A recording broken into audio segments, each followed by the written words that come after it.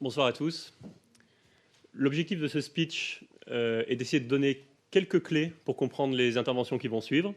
Non pas de comprendre la blockchain en 5 minutes, je pense que ça serait un petit peu ambitieux, mais néanmoins, je pense qu'il y a quand même 2-3 grandes idées qui vont revenir au cours des heures qui vont suivre. Et c'est ces 2-3 grandes idées que j'aimerais que vous ayez à l'esprit, peut-être pour avancer et suivre, disons, apprécier à leur juste mesure la qualité des interventions qui vont suivre.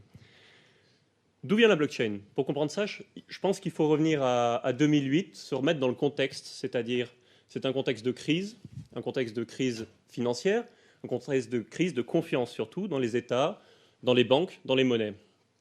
C'est à ce moment-là qu'émerge, ou du moins c'était déjà dans les idées, mais on va dire c'est à ce moment-là que se formalise l'idée d'une monnaie numérique. Donc cette monnaie numérique, bien sûr, c'est le Bitcoin. Bitcoin, c'est une monnaie qui a l'ambition de devenir en fait l'équivalent de l'euro, c'est-à-dire de l'argent liquide numérique. C'est une ambition assez forte et pour ça, donc, il y a 3 problématiques qu'il est important de garder à l'esprit. La première problématique, c'est que le Bitcoin veut que les échanges se fassent d'utilisateur à utilisateur. C'est-à-dire qu'aujourd'hui, pour payer un produit, là, si vous rentrez dans un magasin, vous avez le choix entre le payer en argent liquide ou le payer par exemple avec carte bleue. L'objectif du Bitcoin, c'est d'être l'équivalent de l'argent liquide, c'est-à-dire d'utilisateur à utilisateur. Le deuxième enjeu, empêcher que l'on donne 2 fois le même Bitcoin, c'est-à-dire empêcher que moi, je fasse de moi-même, depuis mon poste de la création monétaire, pour pouvoir me payer tout ce que je veux, parce qu'évidemment, la monnaie ne durerait pas dans ce cas-là. Le troisième enjeu, c'est dans ce contexte de crise, de garantir la monnaie sans autorité indépendante. Sans autorité supérieure, c'est-à-dire sans autorité centrale. Aujourd'hui, qui garantit l'euro? A priori, c'est la Banque centrale européenne. Avec les phénomènes de création monétaire qu'on connaît, on comprend bien que la confiance n'était pas là. L'objectif, c'était donc de se passer de cette tiers. Les solutions qui ont été trouvées. La solution donc à donner de main en main, c'est l'échange, ce qu'on appelle peer-to-peer, c'est-à-dire d'ordinateur à ordinateur, d'utilisateur à utilisateur. C'est ce qui est aujourd'hui utilisé, enfin c'était déjà utilisé pour les téléchargements. La solution au deuxième problème, qui était donc de pouvoir s'assurer qu'il n'y ait pas de création monétaire, c'est les transactions sont toutes sur un registre. C'est ce registre-là qui va lister les transactions et on pourra remonter ce registre pour vérifier que moi, lorsque je donne par exemple un Bitcoin à quelqu'un d'autre, je ne crée pas ce Bitcoin, que je l'ai bien reçu en amont. Enfin, la troisième solution, la troisième réponse, c'est-à-dire la réponse à cette envie de ne pas avoir d'autorité supérieure, c'est le fait qu'en fait, on n'a pas une autorité au-dessus qui chapeaute, mais ce sont les utilisateurs entre eux qui vont valider ou non les transactions, remonter d'eux-mêmes l'historique, et pour ça, ils ont tous une copie de ce registre.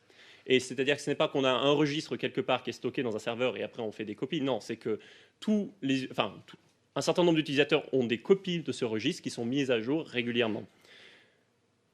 Pourquoi je passe autant de temps sur le Bitcoin? Parce qu'en fait, ces solutions techniques qui ont été trouvées, dans leur ensemble, c'est ça qui constitue la blockchain. La blockchain, c'est en fait ce registre sur lequel toutes les transactions sont écrites les unes après les autres.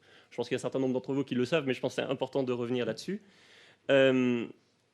Ces réponses-là ayant été posées, est venu le temps, peut-être 2014, presque un temps de maturité, je ne sais pas si c'est le bon mot, mais en tout cas de prise de recul. C'est-à-dire qu'on s'est dit, bon, ces solutions techniques qui ont été trouvées, elles sont très bien, elles sont parfaitement appliquées à une monnaie. Maintenant, est-ce qu'on peut prendre du recul et penser plus largement, peut-être l'appliquer à d'autres choses, à d'autres types d'informations?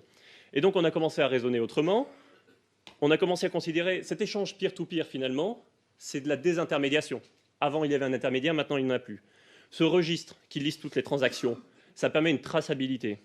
Et enfin, cette conservation du registre par tous les utilisateurs et la vérification constante des transactions, ça, c'est ce qu'on appelle le consensus distribué. C'est-à-dire qu'on ne repose pas sur une autorité centrale qui va dire oui, non, un supérieur, quelque chose au-dessus, mais c'est l'ensemble des utilisateurs qui vont décider. Et le plus souvent, c'est un concept de la majorité l'emporte. Et c'est de cette majorité qui va émerger ce qu'on peut appeler la vérité sur le réseau.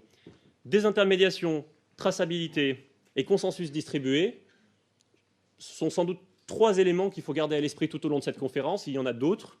Je pense que vous les découvrirez au fur et à mesure, mais ceux-là sont vraiment les exemples principaux. Je vais peut-être rapidement donner un exemple de transaction sur blockchain en prenant l'exemple, le use case le plus immédiat, donc le Bitcoin. Aujourd'hui, quand vous voulez payer en ligne, qu'est-ce qui se passe? C'est tout le contraire de ces 3 points. C'est-à-dire que vous avez un intermédiaire qui est la banque. L'intermédiaire qui est la banque va vérifier, en fait, historiquement, si vous, sur votre compte, vous avez suffisamment d'argent pour payer. Et enfin, le troisième, c'est que c'est la banque qui dit oui ou non, la transaction est validée, la transaction n'est pas validée. Qu'est-ce qui se passe maintenant si je veux faire une transaction en Bitcoin? Je soumets cette transaction à un réseau, au réseau Bitcoin. Les utilisateurs remontent sur le registre pour vérifier que j'ai bien le droit, et ensuite du consensus émerge oui ou non la décision de valider la transaction, c'est-à-dire de l'inscrire à la suite du registre, c'est-à-dire de l'inscrire sur la blockchain. Une fois qu'il est inscrit sur la blockchain, normalement, il est ineffaçable. C'est-à-dire que la transaction a eu lieu, la transaction a été faite.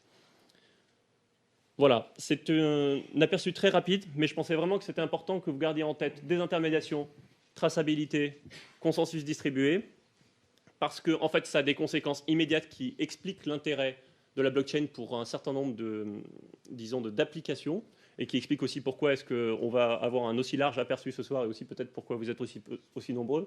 Enfin, il y a des conséquences qui se tirent immédiatement. 1, désintermédiation, c'est-à-dire diminution des coûts, immédiatement. 2, traçabilité, c'est-à-dire preuve numérique d'existence, et ça Gilles en parlait tout à l'heure, et ça c'est extrêmement important, c'est une preuve relativement facile à faire avec un processus qui n'est pas compliqué. Et 3, consensus distribué, a priori, ça facilite et le travail ensemble, qui est en ligne, qui est toujours très compliqué, donc la décentralisation, et également la sécurité et l'infalsification de ces preuves d'existence. Voilà, c'est un aperçu rapide, mais on a pris la décision de laisser le plus de temps possible aux intervenants, et je vous remercie beaucoup d'être là. Excellente conférence.